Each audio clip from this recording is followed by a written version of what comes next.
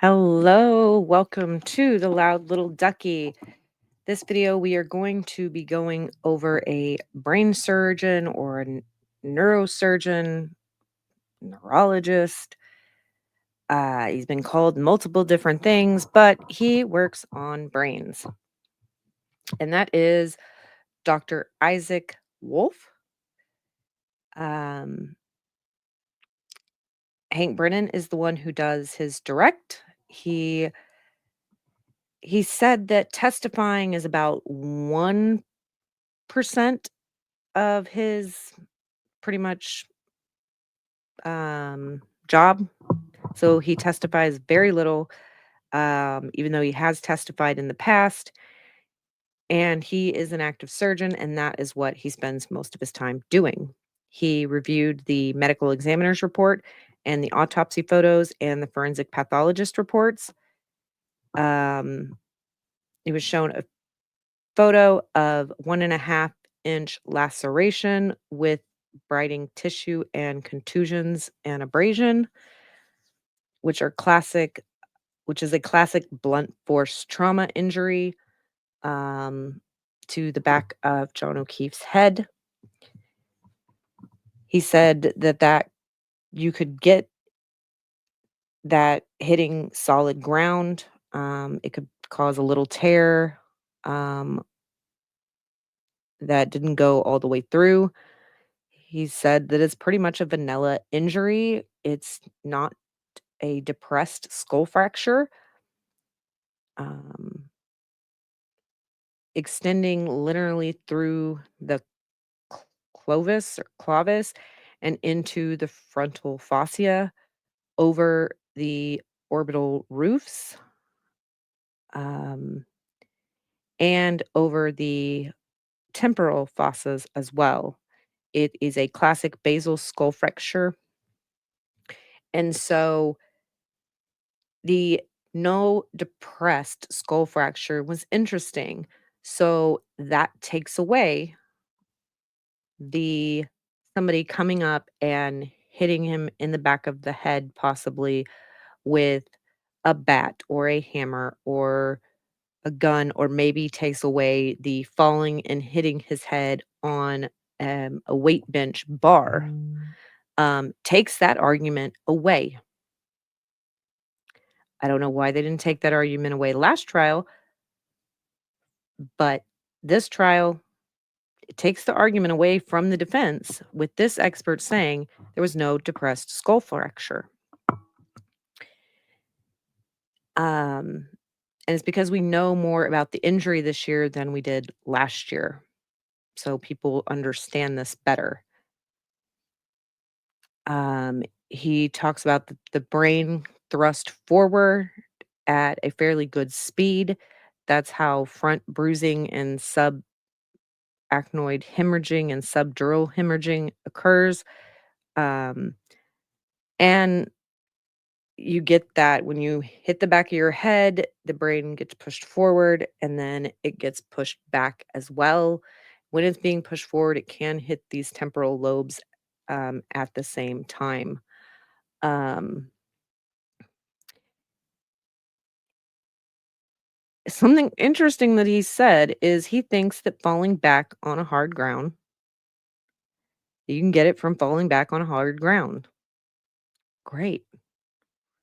You don't need a car to cause this. If you can just get it from falling backwards on the ground with no extra force. Then he says he doesn't think it's the edge of anything or like a ridge or a line. So he's thinking it was just a flat ground surface. Um,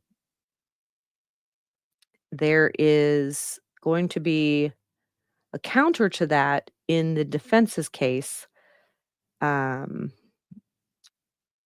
and then he mentioned something that I just, it was probably the worst example to ever be given in a case.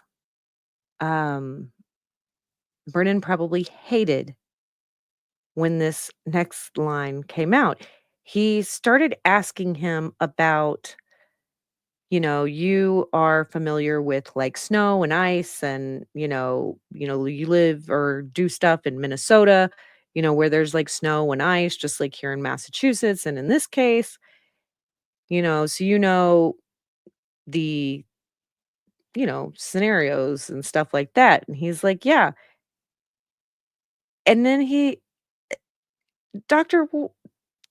Isaac Wolf says, yeah, I've seen it many a times when people are drunk and fallen down on an ice or the sidewalk and could develop the lacerations in the back of their head like this. Some could be shoveling snow and have a heart attack and fall backwards. There's many ways that this could happen. That is probably the last thing Hank Brennan wanted to be said. Please do not tell the jury that he could have just fallen backwards and hit his head all by himself in the snow on the frozen ground, as Hank Brennan keeps wanting to talk about. Don't let that be a possibility. And Hank, why are you bringing this expert in to say this? This is not good for your case. That's good for the defense. If John could have fallen backwards and had this happen without anything else, that's another possibility. And Commonwealth is not supposed to be bringing possibilities. They're supposed to be proving their theory, their one thing. The Commonwealth has to prove one thing and one thing only. The defense can bring up multiple possibilities. And then at the end of the day, if you are thinking, well, the Commonwealth's theory could be true, but so could all these different theories that the defense has put out, that's a not guilty at the end of the day. So, Commonwealth, you're supposed to be proving your case. And when you put up a witness that says this could have happened by falling down drunk, which we know John O'Keefe was drunk, that is not good for proving your case beyond a reasonable doubt. I'm sure he hated this example being talked about, but you asked him about the snow and injuries. Um, he talked about um, it can happen just by falling with no extra force, and it can cause those raccoon eyes, as most people call it, and the counter coup, which is the back, forward, back of that brain motion we've talked about, that, it wasn't a bat or a hammer. Um, this can This can cause someone to go from a concussion to a coma.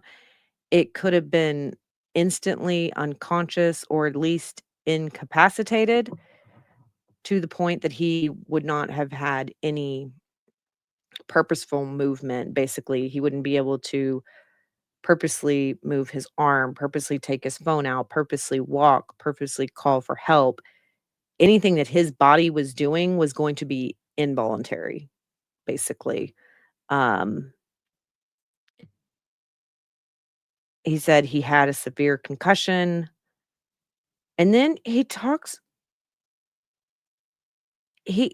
to a point where this was interesting too with the dog example, and I didn't see many people talking about it. I thought it was funny because we just had the drunken and fallen down, and then now another example about involuntary movement comes up, and the doctor talks about that back in the day, studies or it's believed that a caveman could become unconscious and an animal come up to eat it, and the animal would touch it, and that would cause the body still being alive, but the the person being unconscious, the animal touching it would cause the draw the arms and feet out, which, okay, if John O'Keefe fell back and hit his head, however it happened, and then an animal possibly comes up thinking John O'Keefe maybe is dead, and then your body involuntarily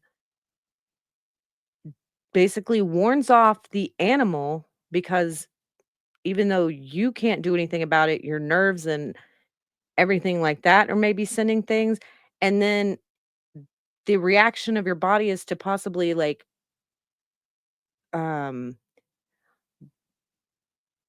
that you could draw your arms in and your feet out, or it could have your arms go out.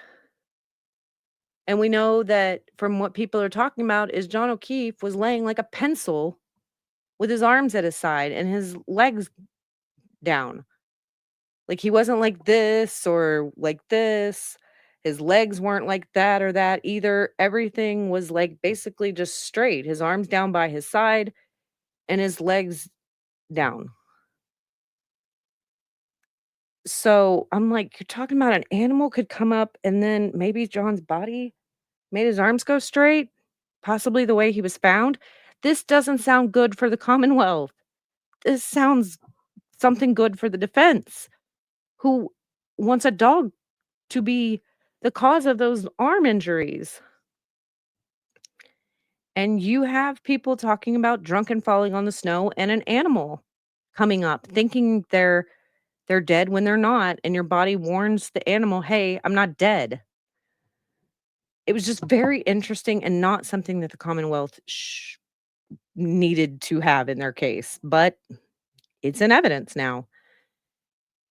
Um, they decerbate pushing the arms out along with the legs and could scare off the animal. It's an automatic neuro without brain signaling to it. Um, like your body just does it. Uh, then they get to talking about that raccoon eyes can happen within 24 to 48 hours, but it can be seen within 1 to 3 hours. Then they talk about that the raccoon eyes is basically leakage of the blood through the orbital fractures into the preorbital space. Um,